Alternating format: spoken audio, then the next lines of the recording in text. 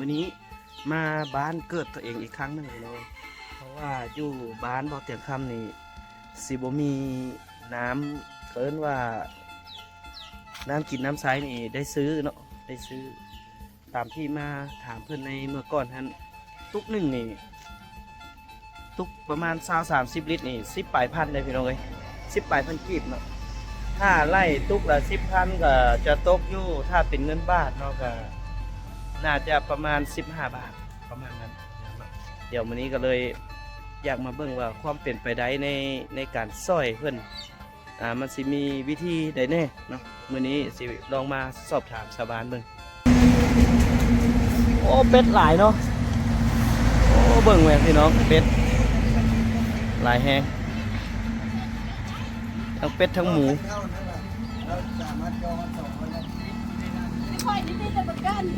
ทีมงานสบายดีทั้งเบาหมุกบ้านนาขวัญใจผู้สาวฮอบสอง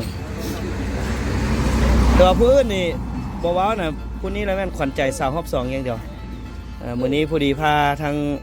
เสี่ยวซานบ้านเฮามาสำรวจเบิ่งความเป็นไปได้ว่าเฮาสิซอยอีหยังบ้านได้แน่เนาะเพราะว่าบ้านคุ้มนั้นอันนี้การจะตั้งบ้านนี่ไอ้บุญมาสบายดีเด้ออันน่ะปกติแล้วบ้านเฮานี่ได้ซื้อน้ำมันบ่อยู่บ้านเทิงกันเนาะได้ซื้อน้ำอยู่นี่ก็ซื้อคือกันซื้ออย่างคือนี่น้ำดื่มเขามาส่งมาซื้อน้ำกินน่ะนะอันนี้ว่าเรื่องน้ำใสน้ำใสแต่ท่อหนึ่ง50,000เราซื้อมันท่อหนึ่งนี่มันได้ประมาณจักลิตรเนาะฮอดบ่ร้อยประมาณ100ไปแล้วถ้าบ่อยากซื้อหั่นบ่เป็นหยังบ่ยากต้มมีแต่ต้มกินน่ะบ่เซฟเรื่องว่ะวันนี้ตุกถ้าเป็นตุกน้อยหั่นแหละตุกเท่าไหร่ตุกซาวประมาณ20 ลิตรนะ12,000เห็นบ่ความโอ้เดือนละเทื่อเดือนละเทื่ออีกถ้าว่าผู้ใดบ่มีแนวอันโต้งหลายนี่ก็เดี๋ยวจองอีกไปถามข้าเจ้าอย่างก็ว่าอาบน้ำกับอาบ2-3 โอเพราะมันเย็นว่ะ เดี๋ยวมื้อนี้เฮาสิไปสำรวจเบิ่งความเป็นไปได้เนาะว่าเฮาสิเฮ็ดแบบใดเพื่อจะช่วยลดพ้นเบาบรรเทาความลำบากของชาวบ้านตึมตัวนี้ก็สิเป็นบ้านเกิดบ่เตียงพี่น้องบ้านสร้างปรุงบอนเดี๋ยวสิพาผู้นี้มาเป็นเขยบ้านนี้อีกมารับความลำบากอยู่บ้านนี้ช่วยกันนะไปเบิ่งนะสาวบ้านสร้างปรุงบอนสิงามบ่เนาะแต่ว่ารุ่นถ้าเป็นรุ่นเบาเตียงเนี่ยแหละเบิดแล้วเอาผัวเบิดแล้วตัวสิเอาบ่รุ่น38-39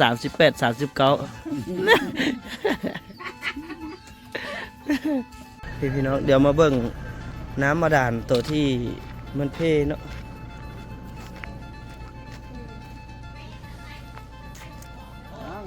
โอ้แปลงให้แล้วมาให้เอาใดใส่พร้อมอีกพี่ได้ใส่ใดมันสิยากไฟวะ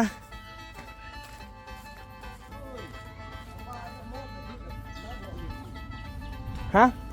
ว่ามีคนอยู่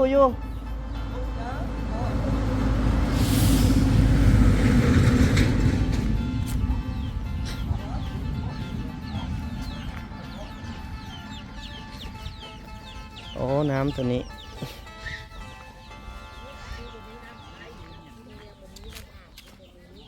แต่ว่าถ้าเปลี่ยนฟอยล์มันได้อยู่เนาะแม่นบ่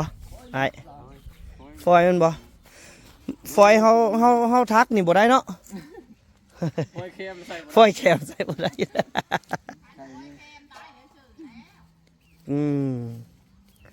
ปกติอันตัวนี้นี่ใส่จังเฮือน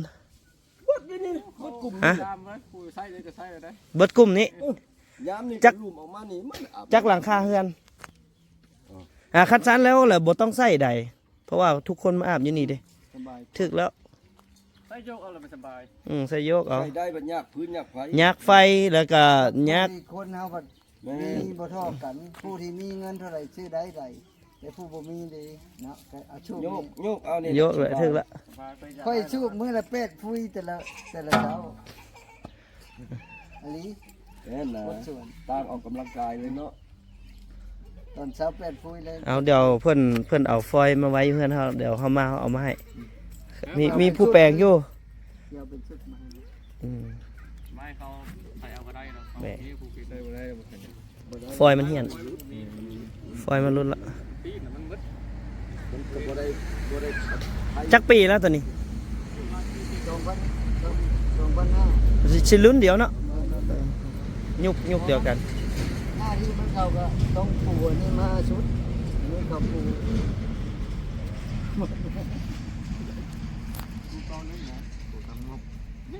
ปูงบมันห้าเป่าเด้ง มดตามงบมันกับบ่มีอันชื่อกาแฟ บ่ได้ แล้ว แซวเฮ็ดกะชุดผมแบบมันในนั้น ก็แม่นอยู่ดอกว่า เขาเหยียบเนาะ อันนี้ เด้ซะเพิ่นก็เทบนเหยียบให้เลยดิซะ เนาะบ่คุณ เออ ก็ได้ บนคนสูบก็มีแล้ว มันชุด แม่นบ่กอยปูนบ่เลย พอดีถึกโอกาสเลยเนาะเอาพี่น้องก็เดี๋ยว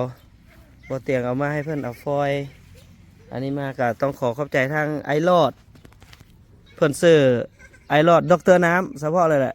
คันไปบ้านใดน้ำเพิ่นบ่ออกนี่เพิ่นบ่ยอมเพิ่นจ้องเอาน้ำเพิ่นออกพุ่นละเพิ่นจังกันหญ้า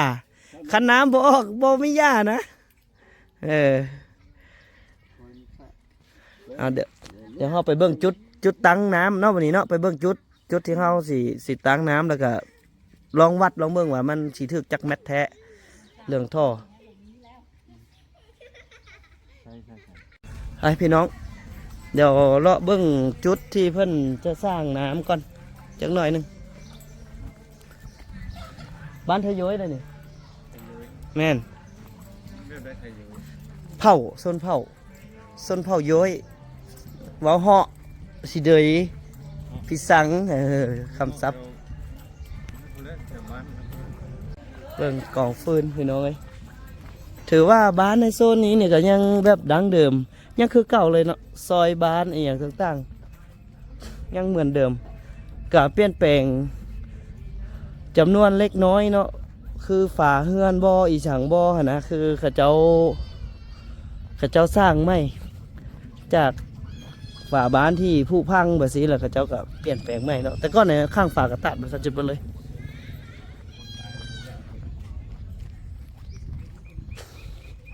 แถวไหนฮะไอ้บุญมาก็อยู่บนสูงอยู่เด้สินะคักแล้วอยู่บนสูง ที่นี่เลยเพิ่นเว้าเจ้าของดิน เจ้าของดินเพิ่นอนุญาตหาได้อันนี้เพิ่นได้ไผซะตัวนี้ เขาไม่เองเลย ได้ไม่ตาย ได้ตายเรียบร้อย ได้ชิ้นประชน มัน ใส่คำซับลาซาแท้ ได้อยู่นะนั่ง เราก็ว่าได้แล้วแต่ได้ไม่ตาย จุดทางนี้เนาะเดี๋ยวเฮาสิยิงไปแนวไหนสมมุติว่าแล้วมัน เอาลงมาเลยไปใช้3ตาอยู่นั่นละเนี้ย อืม แล้วเลยโตเข้า เอาลงไปหั่นแล้วแยกไปพี่ แคมทางนั่น แยกไปพี่แยกไปพุ่น ให้คนเทคให้มันมีเท่าไหร่ เขาจะส่งให้เขา เด้อสมมุติว่าเจ้าเฮ็ดอันนี้เจ้าเอาเจียเอากระดาษเนาะเอาเจียมาว่าจากชุดนี้แทกมา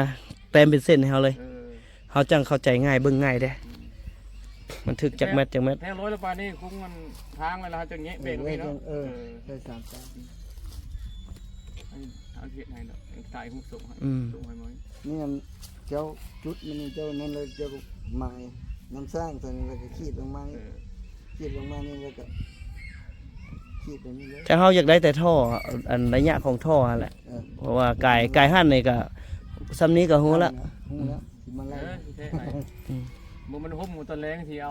เม็ดยาวมันเขาเกเลย โอเคด่วนๆไว้รถตัวนี้นะ บอกเพิ่นสิบ่มีปัญหาแล้วคมแล้วเพิ่นเฮ็ดให้ มันห่มแล้วเฮ็ดเลย ไล่ใส่ เจ้าก็ยังเท่าแต่ใส่ตัวเดียวหั่นเนาะเอาท่อเท่านั้นซื่อๆแล้วก็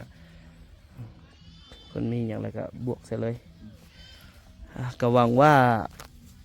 คงสิประสบผลสำเร็จเนาะพี่น้องคือ FC บ่เตียงก็เพิ่นก็จำนวนหนึ่งเพิ่นก็อยากซอยหั่นแหละอยากซอย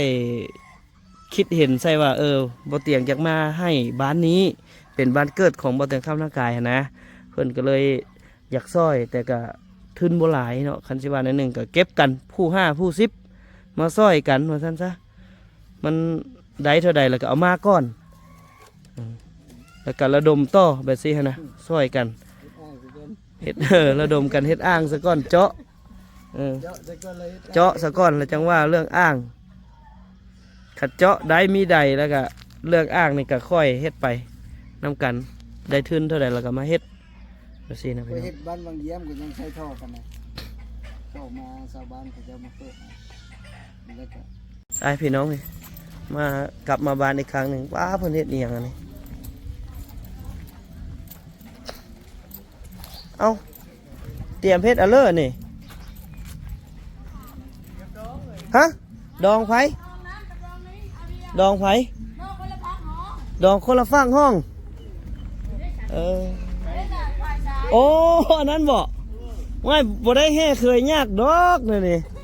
ผู้ใดสิเอาฮะสบายดีโอ้โห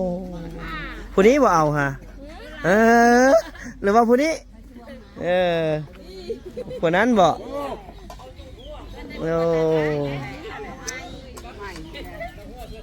ใส่อันผู้นั้นอยู่ใส่ผู้อันบอกฮะบอนอันไอ้บอกไปบอกฮะเอาลงมือของงั้นเลยดิจ้ะ อยู่เฮือนพุ่นบ่โอ้แสดงว่ามื้อนี้บ่ต้องไปใส่แล้วเฮากินอยู่นี่แหละไอ้น้องเฮาอันนี้ฮะไอ้น้องเฮาเบิดแล้วนี่นะ เอาลงมืองั้นอยู่ได้จะดีอยู่ห้องมืองั้นอยู่ โอ้ก็ดีแล้วสันนะผู้นี้ผู้ใดอันบ่อนอันมาปีนั้นฮะมาปีบ่อนยังจังหน่อยสิมาหาลาอยู่เฮือนดองมื้อใดเฮ็ดมื้อใดนี่โอ้คือบ่มื้อนี้แน่ว่ะคือบ่มาเจอมื้อนี้ว่ะโอ้คนละฝากห้องโอ้บ้านเฮียงเคียงกันแอบมองทุกวันเลยเชียวเพิ่นว่าซั่นใด พวกบ้านก็ยันเพิ่นบ่ได้ว่าไปคือหายมันก็แต้มมันนั่นนี่น้องยันบ่ฮู้ว่าไปคือหายนะคะบ่ฮู้ว่าในบ้านเขาเห็นให้ อะไรมอถ่ายลงพอไปเห็นดำๆเด้ง มันจะคือแด้เนาะ มาแต่เห็นให้เนาะ โอ้ชึกว่าได้บ้านก็สุกโจอยู่ได้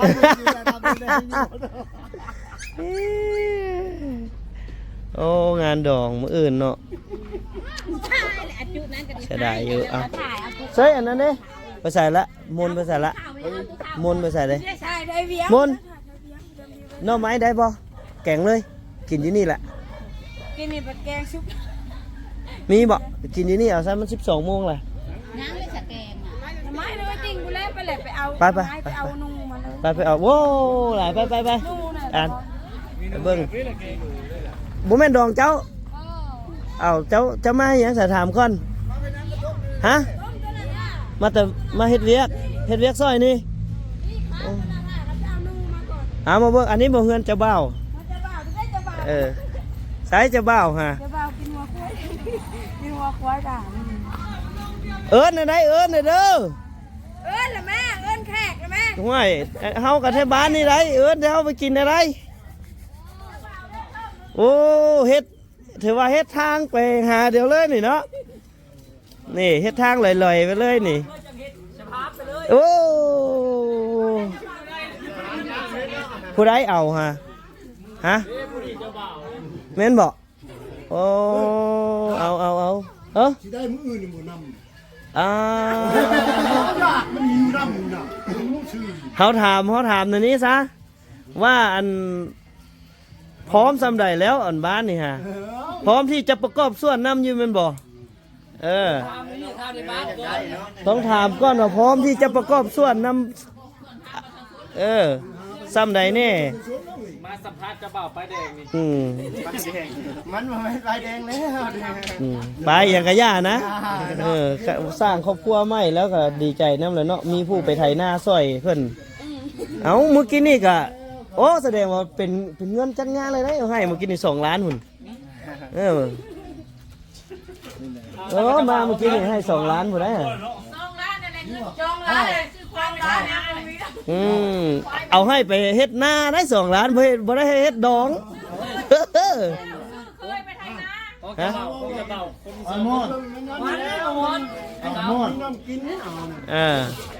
จังน้อยอดเอ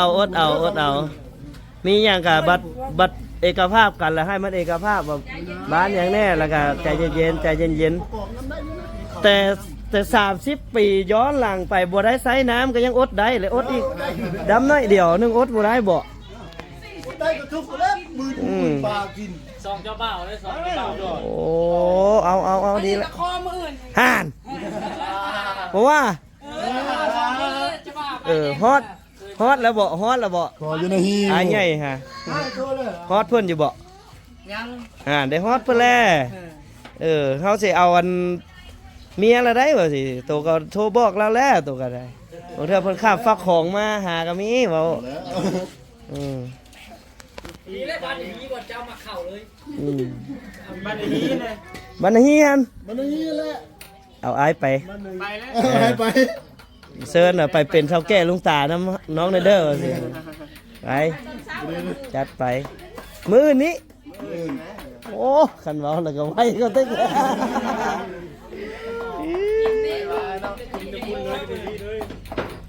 โอ้คักเอาจัดไปเดี๋ยวไปเบิ่งกันเฮือนหลังนั้นก่อนอันนี้ก็ห้องในบ้านก็หาเฮาให้เดียวอยู่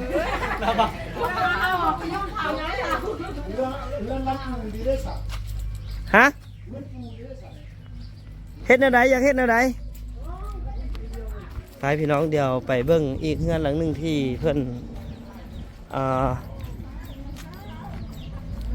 มาถึงกว่าน้ำสิออกพุ่นแหละเบิ่งเส้นทาง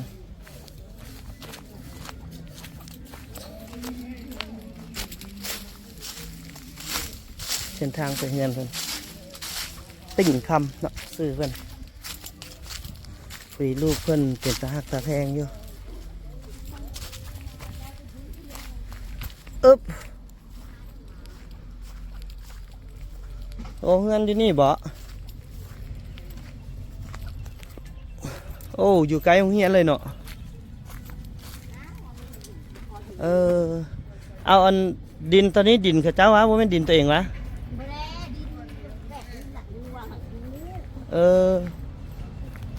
ดินลัดไปซื้ออันพูดน้อยๆฮะ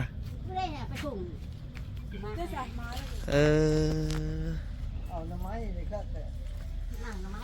ไอ้ติ่งเขาเอาไปแกงค่ะ แกงเลยแกงอยู่นี่แหละไปทางอื่นบ่ทันละ ไปแกงนั้นจะลิ้น แกงกินอยู่งานดองนี่แหละโอ้นอบักเยอะเนาะนอหยังอันนี้ ไปเลยเลย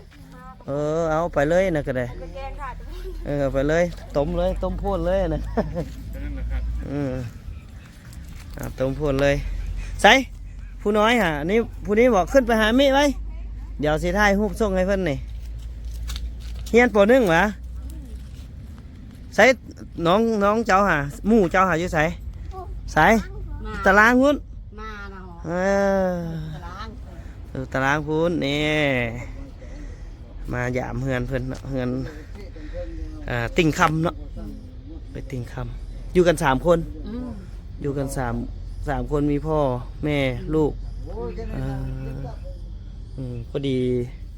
มาเยี่ยมยามเพิ่นมามือก่อนทันในหูความเท่าไรพี่น้องว่าเป็นว่าเก่งแน่เพิ่นก็เลยถึกมุกถึกใจเนาะเฮียนห้องไหนล่ะลูกป.1ซื้อหยังเกาะลูกซื้อหยังซื้อนางเพ่งซื้อจริงกับซื้อเพ่งกูแต่งจังชื่อจากแล้วจังคือเฟ้งอะไรแล้วแขนนี่เป็นหยังเกาะแค่นึงเลยงูกัดน้อยงูทิพย์ยังแต่ยังน้อยพุ่นตายสุดภาษาพุ่นแต่โกเอาลูกกกบ่เสียเป็นหยังเกาะนั่นเป็นช้างเชียเป็นไข่เป็นหยังนี่บ่หัวอันนี้ก็ดินอันนี้ก็ดินลัดซื่อดินหงเฮียนมาขอปลูกอยู่น้ำเพิ่นเพื่อนบ่มีเลยอ่ะนาได้ก็มีบ่นาก็บ่มีจ้ะก็บ่มีตาจิกจิกจานมาได้กับที่เขาขอเขาที่เขาเดี๋ยวมาเยี่ยมเพิ่น ในหนึ่งพี่น้องเลยในเพราะว่าในอนาคตบางเทื่อเราได้บัดได้น้ำได้ในเราจังต่อมาให้เพิ่นนะบ่เตียงก็เลยมาเนาะเดี๋ยวจังหน่อยเดี๋ยวเราไปกินข้าวอยู่เพิ่นกินเลยเนาะเอาเว้ายอกซื่อๆหรอกคันว่าบ่เอิ้นนี่เลยก็เข้านะ เอานี่พาเข้าโอ้มาถึงฮิตถึงงานแหละมาพบโศกอีหลีสมพ่อฟันได้กินเนื้อเมื่อคืนนี่ เดี๋ยวโศกดีอีหลี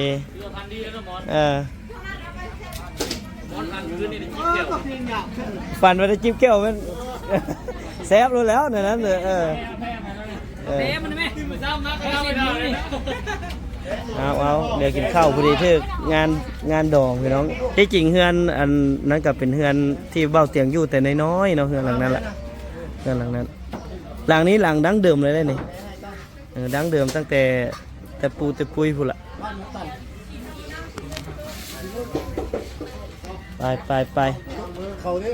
กินอันนี้เก็บงอกอย่างเดียว เก็บงอกในบ้าน เอาใจขนาดอยากได้น้ำเนาะเอาใจในบ้านขนาดอยากได้น้ำแห้งสละฮอดดินต่อนึ่งผู้ใด20 คูณ 30 เมตรเอาให้อายหั่นน่ะอายก็สิเจาะน้ำแต่10 เมตรไก่ห้าก็สิมาปลุกเฮือนอยู่หั่น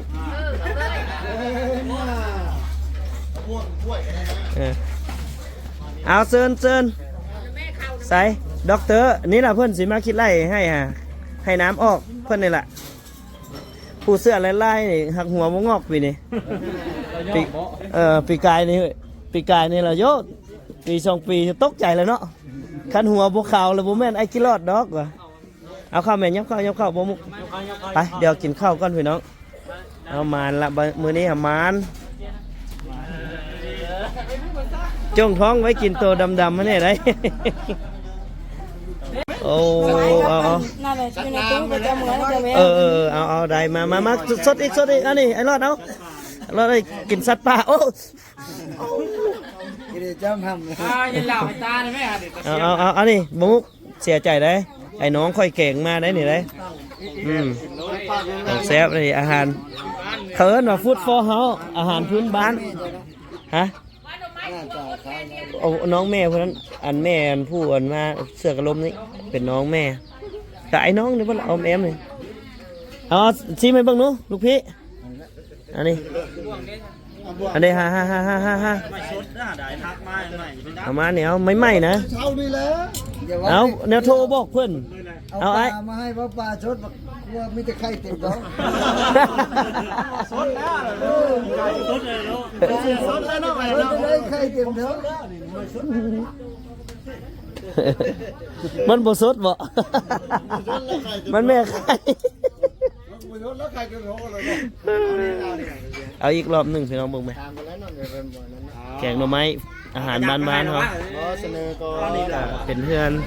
เบาเตียงคำเนาะเดี๋ยวเตรียมหลังจากกินข้าวแล้วพี่น้องเดี๋ยวมาหาน้องๆ2 คนพี่ทางพี่เดียวไปเอาพี่น้องมาทางนี้ก็เป็นโซนทางเหนือนะพี่น้องเนาะโซนทางเหนือในกับบรรยากาศดีหลายเนาะเดี๋ยวมีน้องๆแนะนำให้หูพี่น้องพี่สบายดีน้องๆทั้งสองโอ้นี่สาวโย้ยเหมือนบ่เคยหูตัวเองบ่เป็นสาวโย้ยหูถ้าโย้ยนี่ว้าวแบบใดกินข้าวกับฟังสำเนียงโย้ยแท้ๆเลยเพื่อ FC อยู่อากาศอำนวยFC อยู่อากาศอำนวยเขาจะเบิ่งอยู่ได้หลายได้ไทยโยยเนาะกินข้าวกับสังอีพ่อได้ว่าจังไดอีโพพ่อโพเบะเคยเอิ้นบ่อีโพอีเบะเดี๋ยวก่อนอื่นเมื่อเดี๋ยวสิถามชื่อน้องๆกันว่าชื่ออีหยังชื่อน้อยนาชื่อแท้ชื่อจินดาพรสำเนียงแบบออริจินอลเลยนี่บ่เตียงออกจากบ้านไป30 ปีสำเนียงสิต่างละบ่คือแล้วมันบ่ไอ้นี่บ่คือละเสียงบ่คือละอันนี้นี่ยังดังเดิมอันนี้ดิทับทิมนี่มันเป็นมากไหมบ่หรือว่าเป็นพัก เป็นหญ้าเป็นตัวซัด ฮะทับทิมเนาะแต่ละคนยังเฮียนอยู่บ่เฮียนอันนี้เฮียนห้องใด เรียนม มหกแล้ว .6 โดยม .4 มสี่อ๋อจักปีละพุ่นนี่ 16 ปี 15เอ้าแสดงว่าเฮียนช้ากว่ากันน้อยเดียวเนาะปีเดียวนี่เป้าหมายในชีวิตวะว่าอยากไปเฮียนหยัง อยากเรียนแพทย์ อยากเป็นแพทย์ โดย อ๋อมาซักยาไอ้นี่เนี่ยเด้อ อันไหนมีเป้าหมายบ่ลูกอยากเป็นหยัง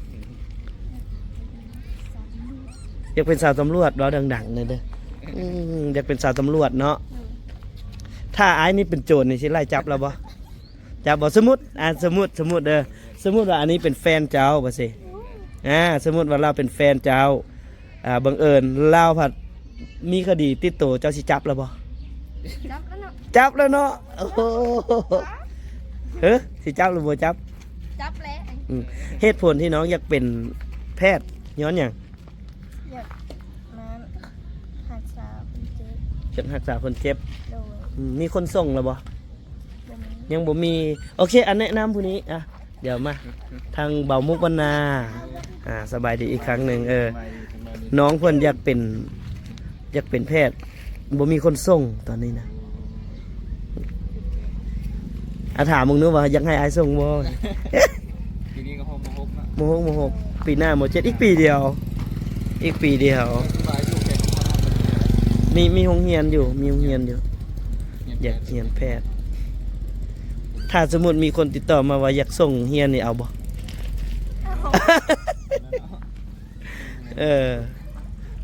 ซ้ำนี้นี่ส่งได้บ่ซ้ำนี่หน้าตาแต่ว่าส่งเรียนจบมานี่ คือต้องจองไว้เลยได้ หัวปลาเรา บ่แม่นเลี้ยงหมูไว้ท่าเจ๊กได้ ว่าจังไดได้บ่น้องนี่อยากเป็นตำรวจบ่มีสบายอยากเป็นอย่างนี้ อยากเป็นอย่างเดียวพ่อแม่เขาส่งได้อยู่เขาบ่ส่งย้อนว่า บ่ตั้งใจ ตั้งใจมันหักใดน้องๆอันนี้ก็ถ้าโย้ยโดยพื้นฐาน เสียงปั่นหมด ห่าน ทำเนียงหมด คนเดี๋ยวบัดนี้น่ะคนก็งามหมดเนาะตาแพงอีกงามอีกอันนี้ไอ้มุกสื่อเราไอ้มุกโสดสิงถ้าบุญบังไฟเราบอกเราแด มีบ่บุลงไป โอ้บุญบังไฟดังในเขตนี้ อยู่บ้านนี่แหละ บ้านนี้แหละ บุญบังไฟดังแหละ ไก่ใช่ไหม บอกเลยว่าเจ้าเตรียมเครื่องไว้2 สุดรถแม่นบ่เจ้าเคยถือขัดจับหามลงที่ตมบ่เรียบร้อย มาอยู่ โอ้ม่วน มาบ่ เขาอุ้มเลยได้ เขาอุ้มลงเลย เอาคือพวกน้องนี่คันเราอุ้มลงเลยนี่พิษบ่ตอนน่ะ บ่ บ่พิษเลย โอ้ได้บ่ อุ้มได้เสย เขาเบิ่งวังไทยแล้วเขาอุ้มลงเลยเผยอยู่แถวหาเขาอุ้มไปเลย อ๋อ บ่มีเผยให้เผย บ่มีเผยหายเผยเลย บุญยำม่วนเนาะ ยามบุญยามม่วนยามบุญยามศีลก็สิแบบนั้นแหละก็ดีก็เป็นประเพณีเนาะเฮ็ดทุกมื้อเฮ็ดทุกปีทุกปีอันนี้อยู่หน่วยใด ในสี่ ปีกี้นี้หน่วยใดที่1ชื่อบ่หน่วย2ล่ะบ่ได้มาปีกี้นี้บ่ได้มาปีก่อนๆมาปีก่อนๆมาเขาจะแข่งแต่ละหน่วยแล้วก็บ้านอื่นอีกเนาะมีบ้านอื่นบ้านอีหยังก็บ้านนาทินบ่บ้านนาทินก็มา โมเมนต์ที่9ที่10นี่บ่จักนี่หรือว่าที่15แล้วบุญช่วงนี้บุญเริ่มหลาย บุญเริ่มแล้ว 9ที่10แล้วก็ที่15 อันนี้เฮียนอยู่ม.4 ก็แสดงว่าเฮียนจบปีนี้เลยนี่เนาะจบชั้นปีนี้เดือน7มันบ่จังได้เซ็งเดือน6จากได้ทุนไปเฮียนบ่ไปเฮียนอยู่เขมรเฮียนอยู่ไทยไปบ่ถ้าว่ามีทุนไปเฮียนอยู่ไทยไปเฮียนต่ออยู่ประเทศไทยไปสิ แอป ติกาเอาตัวรุ่นกินอาหารนั้นเงี้ย พอถามวันนี้ซะว่าถ้ามีทุนไปเฮียนอยู่ไทยไปบ่บ่ไป ไก่บ้าน ไก่บ้านโพดกินฮอดบ้านคันสั้นแล้วก็ไปเฮียนอยู่บ้านทางการนี่ก็ได้ มันจังไกลบ้าน ยังมีบางการ บ่ โดย ห้องบ่เจ็ดบ้านทางการ หมอคุด บ่มันโรงเรียนมัธยมหั้นนะมัธยม จบสั้น นักเรียนหลายบ่ บ่นายเฮียนลอยปลาย โอ้บ่หลายนะนักเรียนร้อยปลาย เขาบนเฮียน เขาเจ้าเอาผัวไปแล้ว แบบเขาโอ่นะนะเขา ออกไปเฮ็ดเวียกแต่ว่าพวกน้องยังลงเรืออยู่ เอาก็ดีแล้วก็ตั้งใจเรียนเนาะตั้งใจเรียนเอาบ่มุกเฮ็ดจังไดบ่มุกบ่สัมภาษณ์น้องหยังจักหน่อยนะบ่นะบ่อยากมีคำถามกับน้องนะบ่จักหน่อยหนึงเดี๋ยวถามเอาไว้ EP หน้าพี่น้องเดี๋ยวบ่เตียงคำสิมีคำถามหลายๆอย่างที่จะถามน้องเกี่ยวกับหมู่บ้านของเพิ่นเนาะเพิ่นสิฮู้ข้อมูล อันนี้เป็นความรู้รอบโตเดี๋ยว EP หน้าเดี๋ยวสิถามน้องๆเพิ่นก่อนเนาะลองเบิ่งเนาะว่าคำถามนี้บ่ง่ายอยู่ในชีวิตประจำวันของพวกน้องนี่แหละเอาไว้ EP หน้าพี่น้องสำหรับ EP นี้ขอกล่าวว่าสบายดี